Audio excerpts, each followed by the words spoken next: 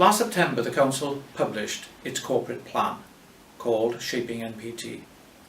The plan had 3 wellbeing objectives.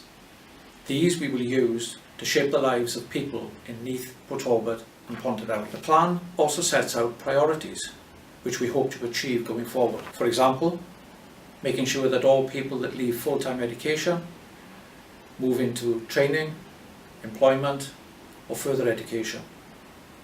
Helping people with housing benefit or they can access affordable housing. And developing tourism in the Neath Talbot area.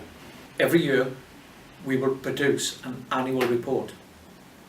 This will give the community an opportunity to scrutinise and look at how we are achieving our plan.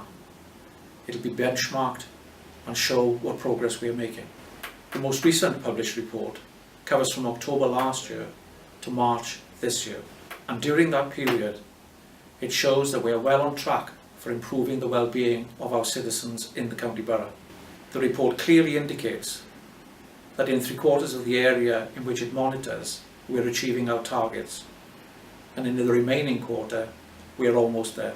To give you an example of our achievements, we have increased apprenticeships and workplace employment within the authority from 48 places last year to 86 places this year.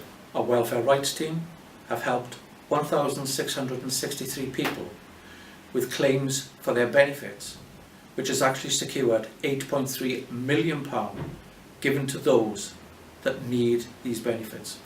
We've also delivered 16 expansion schemes and 7 inward investment schemes to local businesses that have either secured or safeguarded over 200 jobs. Nevertheless, austerity and budget cuts still impact on the services we deliver, but we will continue to do our best to make sure that our frontline services continue to the high standard that we've already achieved. You can get involved in these processes. If you go to the Council website, you will see links there to make sure that you can in fact monitor and feedback to the corporate plan. Thank you.